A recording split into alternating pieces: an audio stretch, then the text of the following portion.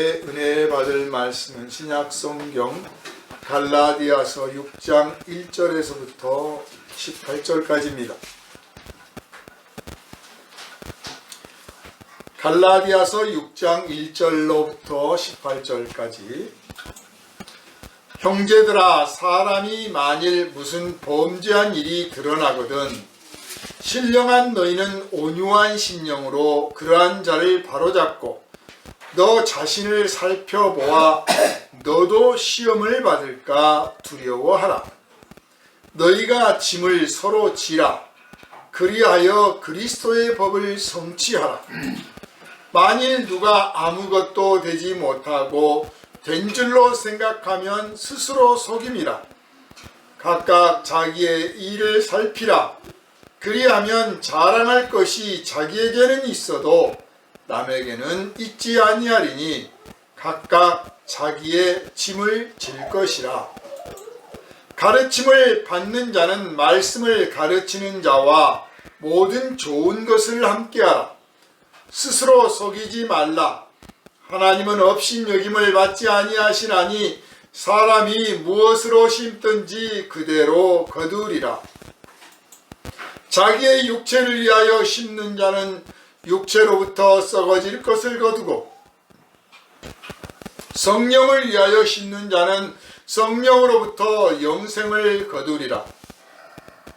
우리가 선을 행하되 낙심하지 말지니 포기하지 아니하면 때가 이름에 거두리라. 그러므로 우리는 기회 있는 대로 모든 이에게 착한 일을 하되 더욱 믿음의 가정들에게 할지니라. 내 손으로 너희에게 이렇게 큰 글자로 쓴 것을 보라. 물은 육체의 모양을 내려 하는 자들이 억지로 너희에게 할례를 받게 하면 그들이 그리스도의 십자가로 말미암아 박해를 면하려 함 뿐이라. 할례를 받은 그들이라도 스스로 율법은 지키지 아니하고 너희에게 할례를 받게 하려 하는 것은 그들이 너희의 육체로 자랑하려 함이라. 그러나 내게는 우리 주 예수 그리스도의 십자가 외에 결코 자랑할 것이 없으니 그리스도로 말미암아 세상이 나를 대하여 십자가에 못 박히고 내가 또한 세상을 대하여 그러하니라. 할례나 무할례가 아무것도 아니로되 오직 새로 지으심을 받는 것만이 중요하니라. 무릇 이 규례를 행하는 자에게와 하나님의 이스라엘에게 평강과 긍휼이 있을지어다. 이후로는 누구든지 나를 괴롭게 하지 말라. 내가 내 몸에 예수의 흔적을 지니고 있노라. 형제들아, 우리 주 예수 그리스도의 은혜가 너희 심령에 있을지어다. 아멘. 할렐루야. 아멘. 이 시간은 하나님 나라의 나무를 심자 하는 제목으로 함께 은혜를 나눕니다. 기도합니다. 거룩하신 하나님, 한 그루 한 그루 나무가 심어져서 숲을 이루듯이 그리스도를 닮은 성도 한 사람이 그렇게 한 사람 한 사람씩 세상에 심어져서 그리스도의 나라, 그리스도의 숲이 이루어지기를 원합니다. 이 시간 하나님의 성령이 우리에게 충만히 임하심으로 말씀을 전하는 자와 듣는 자 모두가 성령에 사로잡히게 하여 주시고 생명의 말씀의 그 능력에 붙들린 바 되게 하여 주셔서 말씀의 능력에 압도되게 하시고 이 말씀의 능력으로 세상을 나가 이기는 생명의 능력 권세 얻게 하여 주시옵소서. 우리를 구원하신 예수 그리스도 이름으로 간절히 기도하옵나이다. 아멘. 할렐루야. 아멘. 4월 5일이 식목일이죠. 나무를 심는 날입니다. 딱 이맘때 나무를 심는 그 행사들도 하고 꽃 한 그루라도 심고 싶은 마음들이 듭니다. 예수를 믿게 돼서, 예수를 알게 돼서, 예수를 만나게 돼서 우리가 마음에 느끼게 되는 그 충만함은 무엇이냐면 내가 이 땅에 심어진 예수 그리스도를 믿는 믿음의 사람이 되었구나. 내가 이 땅에 뿌려진 예수의 나라, 예수의 마을을 이루는 씨가 되었구나 하는 그 느낌을 갖게 되는 것입니다. 이 느낌이 우리 그리스도인들에게는 평생 있어요. 그래서 문득문득 외롭고 나 혼자밖에 없구나 하는 생각이, 그런 느낌이 들다가도 나는 혼자가 아니야. 세상에 심어진 하나님이 심으신 나무요, 하나님이 뿌리신 씨앗이요, 또 내가 눈을 들어보면 내 곁에 나처럼 이 세상에 뿌려진 하나님의 나라의 씨앗들이 많다. 나는 결코 외롭지 않다. 그런 생각을 하게 됩니다. 이런 느낌, 이런 마음이 없으면 그냥 하나님을 그냥 귀신처럼, 우상처럼 믿고 있는 것이고, 이런 마음이 늘 있다면, 이런 마음을 느낄 수 있다면 우리가 성령 받은 성령 안의 사람이라는 확실한 증거라는 것을 믿으시기를 바랍니다. 아멘. 예수께서 말씀하시기를 천국의 보화를 쌓아두라. 우리 인생은요, 사실 아닌 것 같지만 또 아닌 척 하지만 재물이 없이는 살 수가 없어요. 더군다나 이 자본주의 사회에서는 돈 없이는 아무것도 못해요. 할 수 있는 게 없어요. 옛날 그냥 자급자족 하던 시절은 지나갔고, 어디 그 섬이나 또 뭐 어디 산속에 들어가서 나 혼자 먹고 살 수 있다라고 말은 할 수 있을지 몰라도 실제로 가서 살려고 하면 누군가의 도움을 받아야 되고, 그 누군가의 도움은 때로는 선의로 그냥 주어질 수 있지만 사실은 내가 거래를 해서 내가 만들고 일구고 가꾸고 기른 것들을 가지고 거래를 하든 뭘 해서든 간에 그거를 사야 되고 얻어야 생존이 가능합니다. 오늘 자본주의 시대, 더군다나 이 도시화된 문명의 세계 속에서 우리가 살고 있는 바에는 더욱더 돈이 필요하고 재화가 필요합니다. 그래서 돈에 대한 관심이 많아요. 돈을 벌기 위해서 노력도 하고, 돈 없이는 정말 못 살 것 같아요. 실제로 그렇습니다. 그래서 예수께서 미리서 내다보시고 그거 없이 살 수 있느냐 하다 보니까 그것이 전부가 되고 거기에 매달리고, 아니 그걸 아주 그냥 높이고 신성시하는 그런 경제에 빠질 것을 이미 아셨기 때문에 하나님과 재물을 겸하여 섬기지 못한다, 이런 말씀도 하셨고, 천국에 보화를 쌓아두라, 이런 말씀도 하신 겁니다. 돈 없이 살 수 없지. 그러나 돈 없이 살 수 없다고 생각하지 말아라. 돈을 높이지 말아라. 돈은 너의 삶을 위해서 필요한 것일 뿐이다. 그리고 그 돈을 얻었거든, 가지게 되었거든, 그 돈을 어떻게 쓸 것인가 고민해라. 생각해라. 깊이 생각해라. 그래서 천국의 것들을 쌓아두라, 그렇게 말씀을 하신 거예요. 거기는 도적이 들지 못하고 동전에 녹이 쓸 일도 없다, 이런 말씀을 하셨어요. 제자들은 당시에 그 말씀을 들었던 제자들은 부자가 아니었습니다.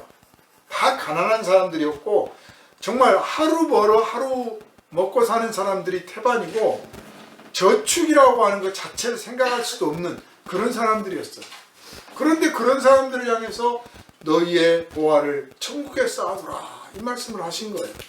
그러니까 당시 사람들을 뿐만 아니라 그 자리에 참석하지 않았던 부자들, 또 오늘을 살아가는 이 자본주의 시대를 살아가는 우리에게까지 하신 말씀이라는 사실을 우리가 알 수가 있는 것입니다.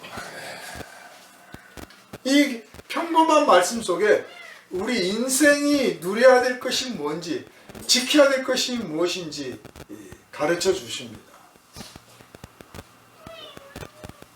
그리고 이 천국의 보화를 쌓아두라고 했는데 그 천국을 다른 말로 하면 하나님의 나라예요.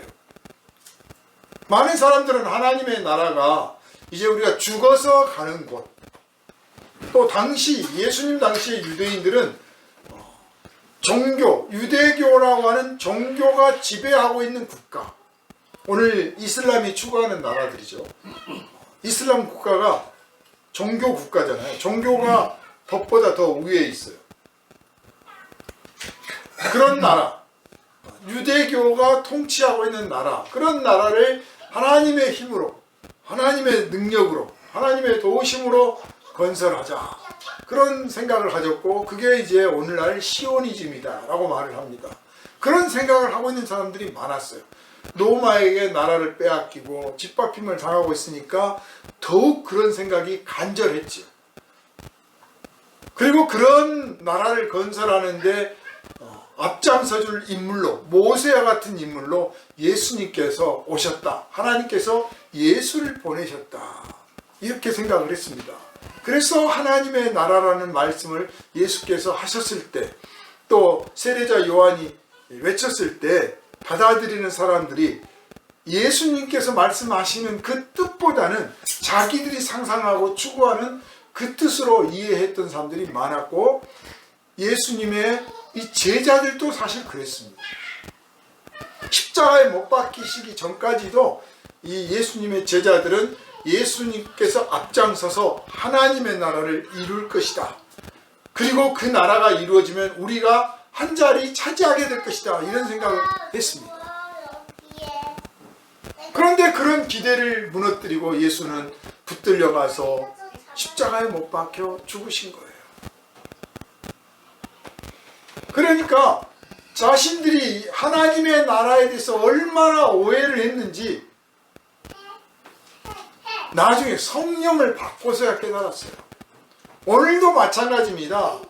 예수께서 말씀하시는 진짜 하나님의 나라, 예수께서 이루시고자 하는 하나님의 나라, 예수께서 우리에게 가르치시고 요구하시고 명령하시고 우리가 지키기를 원하시는 그 하나님 나라의 법은 성령을 받지 않으면 깨달을 수가 없는 거예요.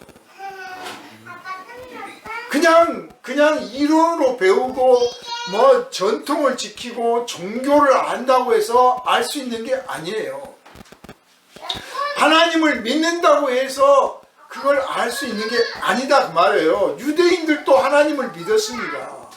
심지어는 예수님의 말씀에 의하면 귀신도 믿고 떤다고. 귀신들도 하나님은 믿어요. 무당들한테 한번 말해 보세요. 당신의 귀신이 우리 하나님보다 더 세? 그러면 꼬리 딱 내립니다. 그들도 하나님을 알아요. 하나님을 믿어. 그러나 그 거룩하신 하나님의 나라, 그 하나님의 나라의 법, 그 나라의 그 능력, 그 권세, 그 안에서 누리게 되는 그 복은 성령을 받아야만 알 수 있고 성령을 받아야만 누리게 되는 이 놀라운 거룩한 복인 줄 믿으시기를 바랍니다. 아멘. 그래서 하나님의 나라에 대해서 예수께서 그렇게 말씀을 많이 하셨는데 이 제자들도 그 본질을 깨닫지 못하고 듣기는 들으나 듣기는 들어 알긴 안다고 그래. 그런데 그 말의 본질이 뭔지를 몰라요. 하물며 그 밖에 사람들이야 두말 나이도 없어요. 예수께서 말씀하시는 이 하나님의 나라를 소유하게 되면, 이 하나님의 나라에 들어가게 되면, 이 하나님의 나라의 백성이 되면요, 어떤 상태가 되느냐. 저와 여러분이 지금 그렇게 살고 있는 건데요, 현실을 살아가면서 동시에 하나님의 나라를 살아가는 거예요. 현실에 살면서 동시에 천국을 사는 거예요. 이거는 성령 안에 사람 아니면 이해가 안 되고 누릴 수도 없는 거예요. 말도 안 되는 소리예요. 그러니까 현실적으로 가난도 겪고, 현실적으로 질병도 겪고, 현실적으로 외로움도 겪을 수 있어요. 현실적으로 사고도 나고, 그리고 반대로 또 현실적으로 뭐 부유함을 누릴 수도 있고, 현실적으로 만사 형통이다 뭐 하고 잘 될 수도 있고, 현실적으로 뭐 대통령도 될 수 있어요. 성공도 할 수 있어. 그런데 성령을 받은 사람은, 하나님의 나라 사람은 그와 동시에 천국의 백성이 되어 있는 거예요. 천국도 누리는 거예요. 그러나 성령을 안 받은 사람은 이 천국을 누리는 게 뭔지를 몰라. 알 수도 없어요. 그래서 지금 자기가 현실적으로 얻게 된 것들 혹은 누리게 된 것들, 현실에서 경험하고 있는 것이 전부일 뿐이에요. 그러니까 만약에 이 사람이 부자다, 돈을 벌게 됐다 그러면 성령이 없는 사람은 이 부유함이 전부야. 그래, 오늘 먹고 누리고 즐기자. 나 부자다 이놈들아. 그래. 그러나 성령을 받은 사람은 부자라도 내가 정말 누리고 진짜 누리고 영원히 누릴 천국은 이걸로는 성이 안 차지. 나는 거기에 사는 사람이야. 자, 이거 가지고 하나님이 이렇게 많이 주셨으니 나누고 베풀고 쓰고 더 거룩한 일에 또 모으고 더 멋진 일로 한번 성공을 해서 사람들에게 용기도 주자. 그거 그렇게 생각을 해요. 또 만약에 실패를 했다, 병들었다, 사고가 났다, 성령이 없는 사람은 아이고 내 인생 끝났구나. 나는 이거밖에 안 되는 놈이야. 나는 지질이 운도 없어. 남들은 잘 되는데 왜 나만 갖고 그래. 뭐 원망하고 불평하고 짜증내고, 그게 전부예요. 위로를 받을 것도 없어. 그런데 성령을 받은 사람은 내 몸이 지금 망가지고 내가 병들고 내 사업이 실패했어도 하나님 나라에 있는 내 영광, 내가 장차 받게 될 내 영광, 내 기쁨, 하나님께서 사랑하시는 그 사랑은 변하지도 않고 빼앗기지도 않을 것이니 힘내자, 살아보자, 견뎌내자. 결코 내가 여기서 무너진다고 해서 그것을 잃지는 않을 것이다. 너희들 비웃어라. 비웃어도 좋다. 나는 하나님의 나라의 사람이야 하고 그루터기가 남아있다 그 말입니다. 이게 달라요. 그래서 현실을 살면서 동시에 천국을 사는 사람이에요. 이걸 심리학이나 정신의학으로 분석을 하면요, 이상한 사람이야. 마치 우리가 그 지체, 정신지체 장애아 중에서 자폐인 사람들 있잖아요. 이 사람들이 딴 세상 살고 있거든요. 현실을 살면서 동시에 딴 세상을 살아. 우리가 사실은 세상 사람들한테 그런 말을 들어야 돼. 저 사람은 좀 자폐 같아. 근데 요즘 기독교인들은 그런 말을 안 들어요. 안 듣는 게 정상이 아니고 들어야 정상이라니까요. 그만큼 천국에 대해서 모르고 있거나 천국을 누리고 있지를 않는 거예요. 우리가 아까 예배 시작할 때 성시를 제가 낭독했는데, 낮에는 현실 속에서 열심히 일하면서 밤에는 내가 기도하겠습니다 그랬잖아요. 세계가 달라. 낮에는 열심히 일을 하고 아주 누구보다도 뜨겁게 사랑하고 누구보다도 뜨겁게 일을 해. 누구보다도 지혜롭게 하려고 몸부림을 쳐. 그러나 저녁에 혼자 되는 시간이 딱 되면 하나님 오늘 참 분주하게 있었습니다 하고 이제 하나님과 교제하는 시간을 가져.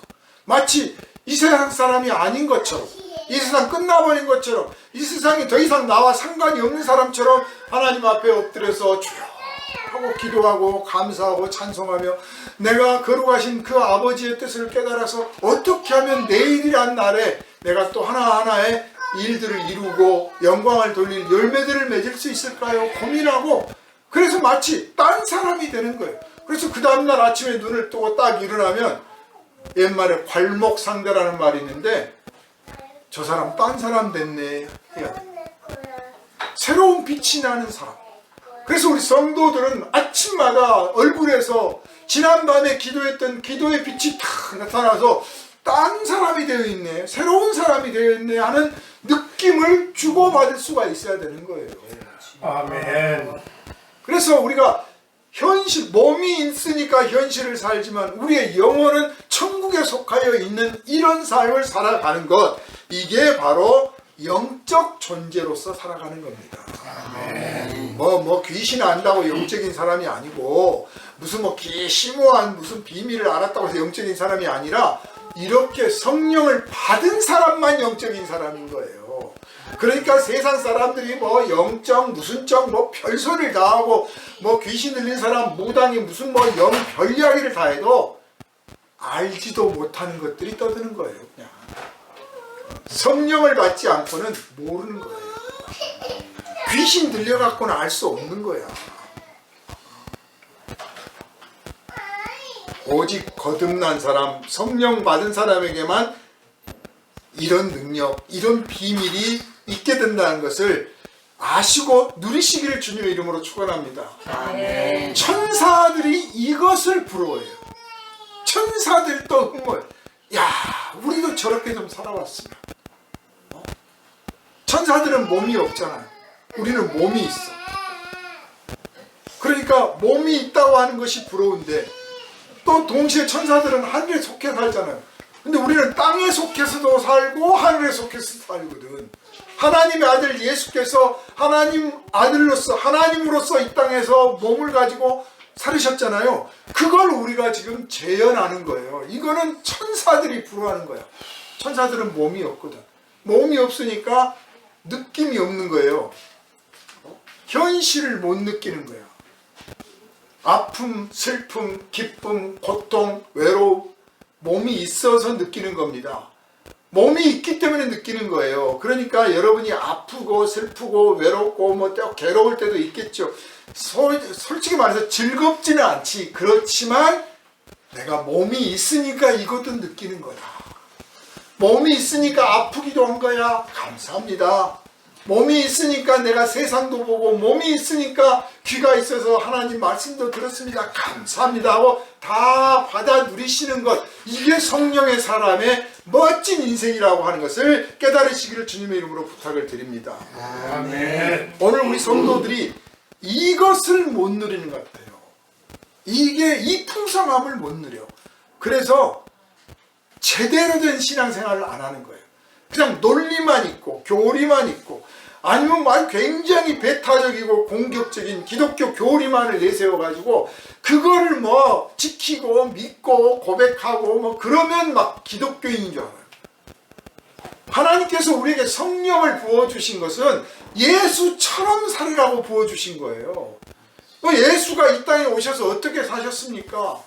그 죄인들과 세리와 창녀들과 어울리기를 마다하지 않으시고 사람들을 사귀고 어울리며 식사를 나누고 여기저기 다니면서 병 고쳐주고 축복해주고 은원해주고 정말 자기의 삶에서 혼자의 삶으로 끝나는 게 아니라 많은 사람들을 위하는 삶으로서 당신도 즐겁고 만나는 사람도 즐거운 그런 행복한 삶을 살았잖아요. 그러라고 우리에게 성령을 부어주신 거예요. 그래서 몸은 비록 이 땅에 있지만 그 영혼은 하늘에서 살고 있는 거야. 그냥 아무도 못 빼앗아. 십자가에 그 몸을 못 박았지만 그 영혼은 못 빼앗았어요.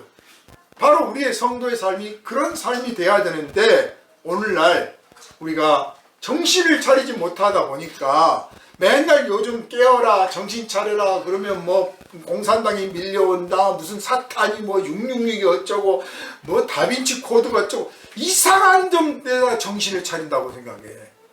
그게 아니고요. 그런 정신 안 차려도 돼요. 제발. 다 드러나게 돼 있어요. 그런 것들이 실제로 있다면. 사탄의 공격 다 드러나게 됐다니까요. 도둑이 왔으면 훔쳐간 표가 날 거 아닙니까? 보이지도 않는 적들과 싸운다고 난리 법석이고 깨어라요. 거기에 깨어있지 말고 내가 성령을 받은 사람으로서 예수 닮은 모습으로 살고 있나? 예수처럼 살고 있나? 아니 예수님께서 우리에게 원하신 건 뭐냐? 예수님 대신이에요. 예수님을 대신해서 내가 살고 있나? 교회는 예수의 몸이에요. 예수님 대신 사는 거예요. 우리 한 사람 한 사람이 내가 예수님 대신 살고 있나? 그 인나를 생각하라는 거예요. 그렇게 되어 있기 위해서 내가 정신을 좀 차려야 된다는 거죠. 근데 정신 차리는 게 뭐 밤새 철야 기도하고 막 저녁마다 금요일마다 모여가지고 뜨겁게 기도해야 되는 게 아니고요. 그냥 평범한 일상 속에서 주의를 집중하는 겁니다. 주의를 집중하는 거예요. 오늘 본문은 사실 이런 생각에 기초를 두고 하신 말씀이에요. 우리가 씨를 뿌린다. 씨를 뿌릴 때 여러분 씨를 어렸을 때 채송화 씨라도 사다가 뿌려본 경험들이 한 번쯤은 있을 겁니다. 씨를 뿌린다. 코스모스 씨를 뿌리든 채송화 씨를 뿌리든 뭔가 씨를 뿌린다고 할 때 그냥 아무렇게나 뿌립니까? 좀 정성스럽게 뿌리잖아요. 이왕이면 잘 살 곳에다가 이왕이면 돌도 치우고 좀 물도 좀 주고 나무 한 그 심어도 그렇잖아요. 땅 파가지고 그냥 휙 던져놓는 게 아니라 땅을 파서 돌 있으면 치우고 쓰레기도 있으면 치우고 흙도 좀 다져가지고 부드럽게 만들어서 또 밑에 깔고 나무 심고 다시 옆에 잡고 있는데 옆에다 흙을 좀 채우고 그리고 또 물도 탁 부어주고 이렇게 하잖아요. 정성스럽게 하잖아요. 주의를 기울이잖아요. 관심을 갖잖아요. 무엇보다도 기대를 하고 있잖아요. 채송화를 심을 때는 채송화 꽃을 보기를 기대하고 코스모스 씨 뿌릴 때는 코스모스 꽃이 필 것을 기대를 하잖아요. 사과나무 심을 때는 사과나무 열매를 기대를 하잖아요. 그 기대, 그게 바로 주의를 기울이는 것이요 집중하는 것이요 깨어있는 거예요. 나도 모르는데 사탄이 와서 침투해가지고 나를 흔드느냐 666이 있느냐 무슨 이게 아니고 오늘 하루 내가 눈을 떴는데 오늘 하루가 하나님 나라의 기쁨이 되고 자랑이 되는 하나님 나라의 영광을 드러내는 삶이 될 것인가? 하루에 1시간이라도 1분이라도 내 말과 행동 예수를 닮은 모습으로 나타낼 수 있을 것인가? 어떻게 해야 그렇게 될 것인가? 그 생각을 하면서 뭐를 고칠까? 뭐를 바르게 할까? 뭐를 더 배울까? 뭐를 더 나타낼까? 이렇게 하는 것, 그게 깨어있는 겁니다. 그게 깨어있는 거예요. 우리 사회는 정말 한국 사회 아주 불행한 사회가 되어가고 있습니다. 우리가 정말 공식적으로 인정하고 있지는 않지만 정말 인정하기도 싫지만 우리 사회에 보이지 않는 계급이 있어요. 보이지 않는 계급이 있고 보이지 않는 카르텔들이 있어요. 어느 사회나 다 있습니다. 그런 것들은. 보이지 않는 신분 차이가 있고 보이지 않는 계급들이 있어요. 없어질 수가 없어요. 인간이 이 전원이 구원받기 전에까지는 모두가 예수 그리스도의 백성이 되기 전까지는 그런 일은 있을 수밖에 없어요. 어느 사회나. 심지어는 예배당 안에도 있을 수 있어요. 버릇을 못 버리는 거죠. 습관을 못 고치는 거예요. 그런데 그 정도가 지금 한국 사회는 너무 심각한 상황이 됩니다. 이거를 심각하게 안 느끼고 있으면 하나님의 관점이 없는 거예요. 하나님의 관점으로 봤을 때 우리 사회가 지금 너무 심각한 계급이 형성되어 가고 있고 이익단체들이 이 보이지 않는 이권단체들이 너무 강력한 조직이 되어가고 있다. 이쯤에서 이게 한 번쯤 무너지고 이쯤에서 한 번쯤 정돈이 안 되면 한 번 불행하게 태어난 사람은 끝까지 불행하게 되는, 그래서 반사회적 구조가 되어버려요. 상류층은 하류층을 전혀 이해하지 못하고 하류층은 상류층을 전혀 이해하지 못하는, 교류도 하지 않고 간섭도 하지 않고 피차 각자 살아가는 방식, 마치 왕족이 일반 평민들의 세상을 모르는 것처럼 그런 세상이 되어버릴 수도 있는 위기에 지금 처해 있습니다. 그 말씀은 교회가 그동안에 하나님의 나라를 선포하고 하나님의 나라를 이루는데 실패했다는 뜻도 되는 거예요. 이론적으로는 하나님의 나라를 열심히 말하고 예수 믿는 세상 만들자고 했는데 실제 상황에서는 우리 먼저 그리스도인이 된 우리 성도들부터 하나님의 나라를 이루지 못했고 들어가지 못했기 때문에 일어나는 현상이다. 이렇게 보여집니다. 그래서 툭하면 정죄하고 비방하고 약점을 물어뜯고요. 어떤 분이 요새 정치 현실 때문에 자기가 유튜브 만들어가지고 이제 채널 만들어서 막 말씀을 하는데 그분이 이런 표현을 했어요. 대한민국은 형벌국가다. 법치국가를 넘어서서 형벌국가다. 세상 어느 나라보다 처벌 조항이 많은 나라. 그만큼 법을 잘 지킨다는 뜻도 되지만 안 지키는 사람이 교묘하게 안 지킨다는 거죠. 그러니까 어떻게든 처벌을 하려고 형벌 조항이 많아. 즉 임명해야 된다. 임명을 해야 된다 그랬어. 안 하면 벌 준다가 없어. 그랬더니 임명을 안 해버려. 임명해야 된다고 그랬지. 그러니까 내가 임명하면 되잖아. 언제든지. 그런 일을 한번 겪고 나니까 이거 안 되겠네. 며칠 내로 임명해야 된다. 그래도 안 하네? 며칠 내로 임명 안 하면 무슨 벌을 준다. 이제 이렇게 된 거다 그 말이에요. 지금 대한민국 사회가. 그래서 모든 일에 형벌이 가해지는 처벌 조항이 있는 나라가 되었다. 좋은 나라가 아닌 거예요. 법조항이 많은 나라가 좋은 나라가 아닌 거예요. 미국의 변호사가 얼마나 많습니까? 좋은 나라가 아니란 뜻이에요. 삼강오륜. 옛날 우리 삼강오륜 했잖아요. 굳이 말하면 법조항이 8개밖에 없는 거야. 굳이 말하면 모세가 이끌어올 때 10계명 했어. 10계명. 학자에 따라서 10계명이 아니고 20계명이다 해석을 할 수 있는데 그래요. 그래 20계명이라고 치자 이거예요. 아니 23조항이에요. 제가 볼 때. 그래 23계명이라고 치자. 23개 법 가지고도 충분히 그 민족을 통치할 수 있다고 봤다 그 말이에요. 단순해져야 되는 거야. 나머지는 양심에 맡겨야 되는 거예요. 양심. 그래서 그 양심에 따라 두려워할 줄도 알고 해야 되는데 이 양심을 저버리고 양심이 더러워지고 양심이 뻔뻔해지고 하다 보니까 점점점 세분해지고 점점점 다양한 법이 나오는 거예요. 그리고 예수님 오셨을 때는 사실 이미 그게 무너진 거예요. 10계명이 이미 무너져 있어. 말로는 10계명을 하고 있지만 유대 사회가 계명 10개 가지고는 통제가 안 되는 사회가 이미 되어버렸어요. 우리 사회도 마찬가지고. 얼마나 사사건건 뭘 막 만듭니까? 동창회를 만든다고 봅시다. 동창 모임을 만들어. 자, 우리 동창회는 어디 학교를 나와야 된다. 조건. 이거 하나면 되잖아요. 동창회비를 걷는다. 동창회에 죽거나 무슨 안 좋은 일이 있으면 서로 도와야 된다. 한 서너 가지 조항만 있으면 동창회 회칙을 만들어요. 그런데 한 달 안 나오면 회비를 두 배를 물자는 둥, 6개월 안 나오면 자르자는 둥, 막 점점 늘어나거든. 이게 잘 되고 있는 동창회는 절대 안 그래요. 안 된다는 뜻이죠. 우리 교회 규칙이 있어요. 여러분 아세요? 여러분한테 제가 교회 규칙 이야기 한 적 있습니까?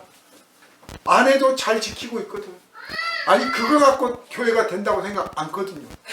근데 교회마다 다 교회 규칙이 있고 법이 있어요. 얼마나 긴지 몰라. 아주 장황하게 만들어요. 당회 때 참석 안 하면 자격을 줄 거냐 말 거냐. 별 규칙이 다 있어. 그거 교회가 문제투성이라는 뜻입니다. 대한민국 사회가 지금 그래요. 교회가 그러고 있어요. 이 사도 바울이 교회를 봤더니 교회가 예수 믿고 은혜 받아서 하나님 자녀가 됐는데 툭 하면 너는 그따위로 살지만 너 그러니까 예수님이 너 때문에 십자가 졌다니까 이 소리들 하고 있거든. 너 때문에 예수님 십자가 졌대요. 자기 때문은 아니야. 서로 정죄하고 비방하고 약점 들춰내고 저놈 때문에 나 교회 가기 싫어. 아이고 저 사람 안 나오면 나 교회 갈 거야. 저한테도 그 말 한 사람이 있어요. 그래 넌 나오지 마라 그러지. 그래서 바울 사도가 너희가 짐을 서로 지라. 무슨 잘못한 일을 발견하거든 너 자신을 돌아보고, 그리고 그 사람이 만약 정말 죄라면 네가 나눠져라 그 죄값을. 그게 십자가다. 나눠지려고 생각하면 너 보기 싫어서 나 교회 안 간다 그런 말 할 필요 없고, 너 교회 나오지 마라 그런 말 할 필요 없잖아요. 내가 대신 져줄게. 그게 그리스도인의 공동체의 모습이에요. 그리고 이런 훈련이 되어야, 여러분, 우리가 천국 백성이 되어서 하나님 나라에 뭐 영광을 이룬다고 하고 뭐 포교를 하느니 전도를 하느니 기도를 하느니 무슨 뭐 건축을 하느니 하는데, 먼저 이 마음의 성전들이 이루어져야, 마음의 십자가가 세워져야 그 다음에 더 한 걸음 나아갈 수가 있는 거예요. 이거 마음의 십자가는 없이 그저 외형적인 것들만 하게 되면요, 나중엔 대단한 업적인 줄 알았는데 나중에 가서 보면 남는 게 하나도 없어. 이루는 게 없어요. 중세 교회들 무너진 거 보십시오. 물려줄 게 없는 거예요, 전부 다. 그래서 사도 바울은 이제 본질적인 말씀을 하려고 합니다. 그렇게 된 이유가 뭐냐? 우리가 남을 용서하지 못하고 사랑하지 못하고 상대의 죄를 들춰내며 비방하며 그의 죄와 허물을 내가 대신 혹은 내가 나눠지겠습니다 라고 하지 못하는 이유가 뭐냐? 우리가 이 육체에 집중했기 때문이다. 이 땅의 삶에 너무 함몰되어 있기 때문이다. 오늘 교회가 분열을 막고 화해를 이루고 화평을 이루고 화목하게 만들고 그것을 위해서 십자가를 져야 되는데 그렇지 못하고 분열을 조장하고 분열하는 데 앞장서고 그 갈등을 일으키는 존재가 되어버린 이유가 뭐냐? 이 육체의 삶에, 이 현실의 세상에 함몰되어 있다는 거예요. 성령으로서 천국에 살고 있는 사람으로서 동시에 천국 백성으로 살아가는 사람의 모습이 아니라 현실 세계에 너무 함몰되어 버렸어. 한국 사회는 이 현실에 너무 함몰돼서 다 쓸려가 버린 거예요. 교회까지 막 쓸어가 버렸어. 제대로 된 교회가 없을 만큼 막 끌려가는 거예요. 뭐가 진짜 복음이냐? 뭐가 예수님의 뜻이냐? 모를 만큼 되어버렸어요.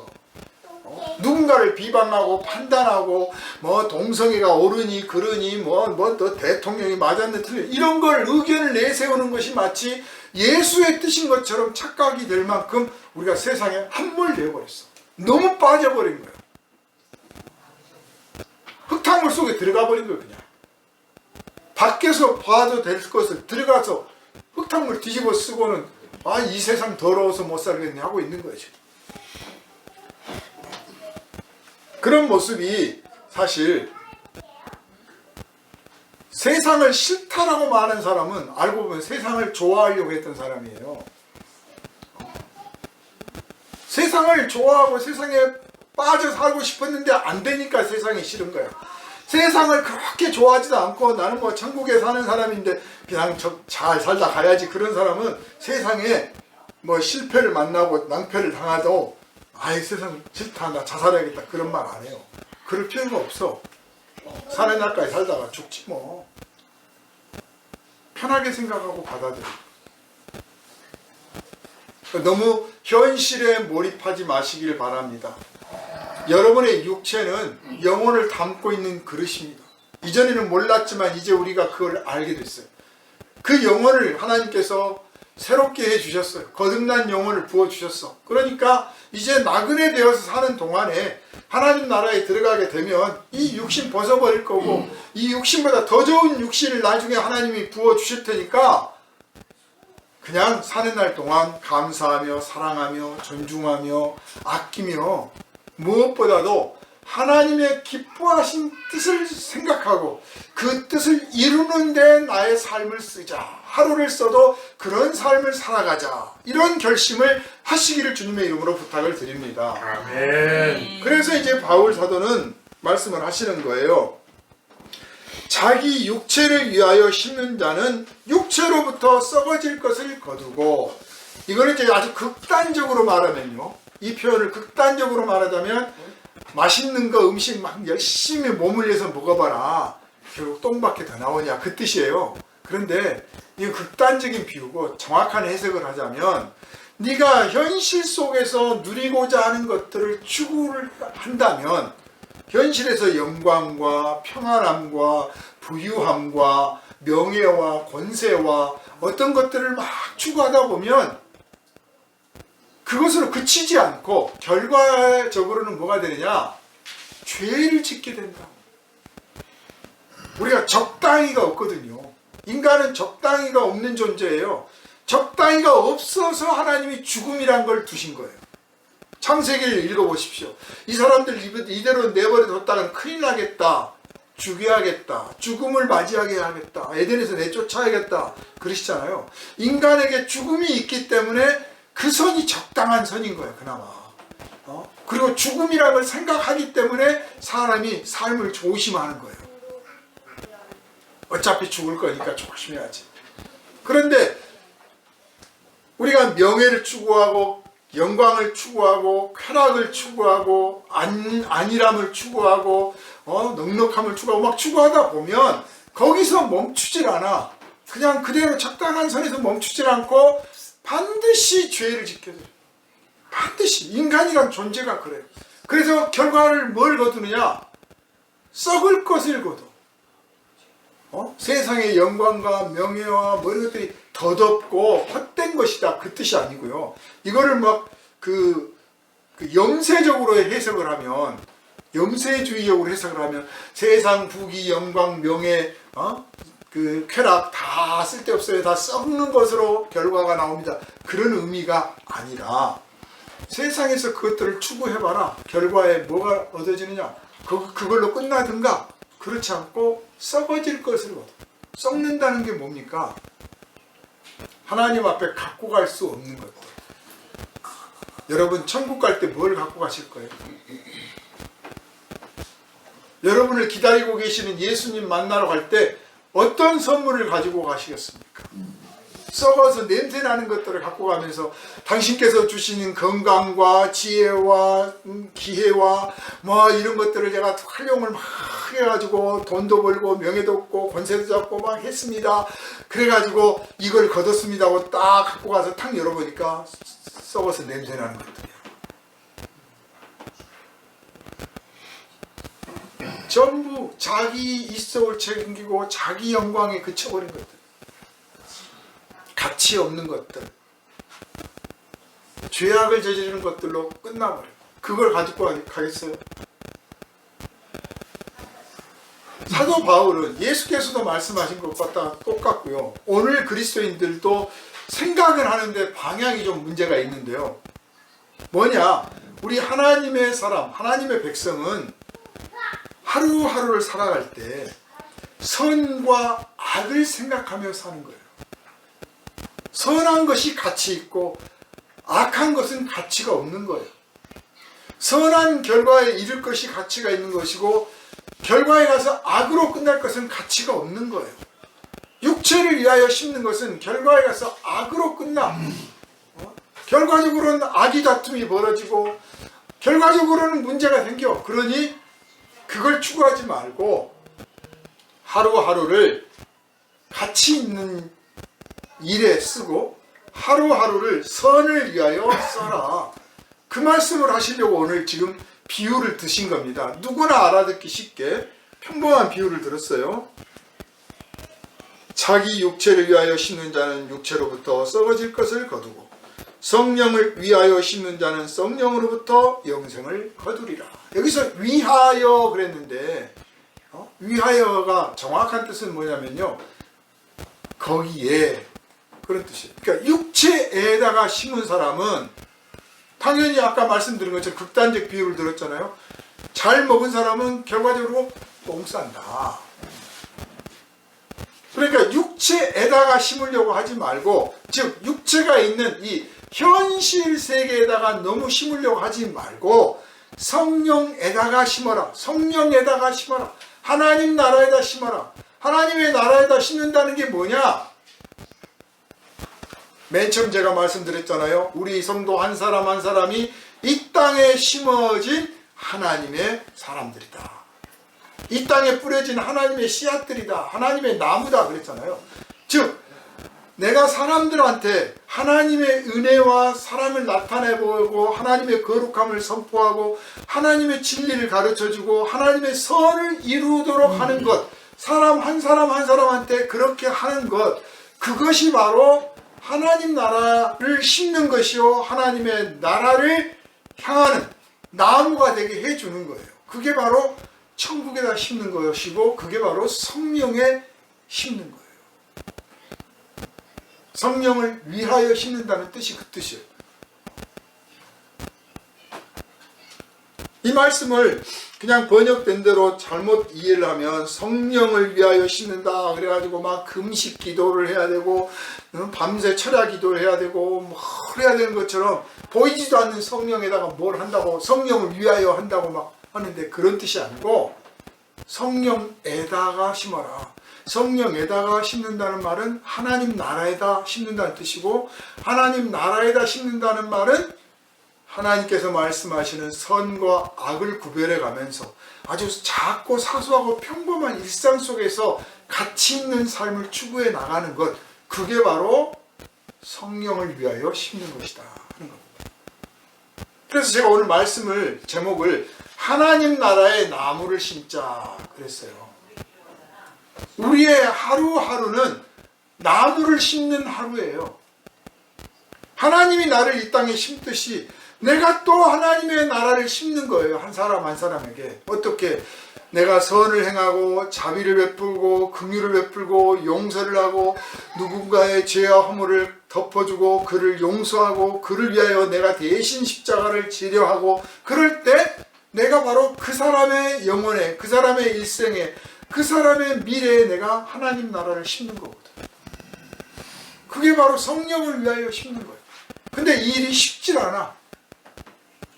아까 말씀드린 것처럼 나무 하나 심고 씨 하나 뿌려도 무계획적으로 아무렇게나 하지 않잖아요. 계획을 세우고 충분히 준비를 하잖아요. 그렇게 하나님의 나라를 위하여 성령을 위하여 심는 것도 마찬가지예요. 육체를 위하여서도 우리가 고민을 하고 계획을 세우잖아요. 어떻게 해야 돈을 벌고 어떻게 해야 출세를 하고 어떻게 해야 영광을 얻으며 어떻게 해야 나 사람들한테 내가 칭찬을 받고 어떻게 해야 내가 맛있는 것들을 먹을까 하고 연구도 하고 고민도 하고 계획도 세우잖아요. 마찬가지예요. 하나님의 나라를 위하여 하나님 나라에다 심는 것도 그냥 심어지는 게 아니라 구체적인 계획과 목표를 세워야 되는 거예요. 근데 처음부터 거창하게 하는 게 아니라 아주 작은 것부터, 나무부터 심으려고 하지 말고 씨부터 심으려고 하는 거예요. 작은 일부터 해보는 거예요. 작은 감사, 작은 칭찬, 작은 용서, 작은 축복, 작은 평화를 위한 기도, 작은 헌신, 작은 봉사부터 하는 거예요. 그래서 점점점 그것들이 늘어가서 나중에 큰 나무도 심을 수 있는 구체적인 것이 현실적으로 나타나게 되는 것이고, 이러한 일을 위해서 계획을 세워야 돼요. 그래서 성령의 사람이 성령 받지 않은 사람과 차이가 뭐냐?